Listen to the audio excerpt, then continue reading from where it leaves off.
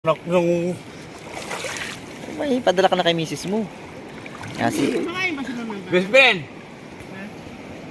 May banak na oh. Kumakain ba si mama? Anong gagawin natin dito? tatanggalin ng pamangkin mo. Sige, hawakan mo yung basket. Tanggalin mo na. Patayin mo muna. Hindi, Tama na yan, patay na yan, pay. Kaya na pa yung nahuli. Tangin na alam na lang. Alam mo ba anak? Diyos ko po. Alam mo.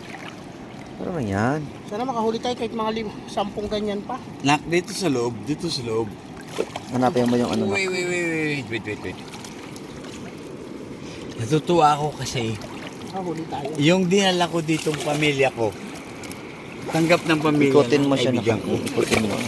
And at the same time, Kung hindi na kaya, hanapin mo yung sakto ba ulo. doon? Dito na, baka magsablay. Nakita mo siya. Dito na. Wala, hindi. Patay na rin yun. Wala na, ikot.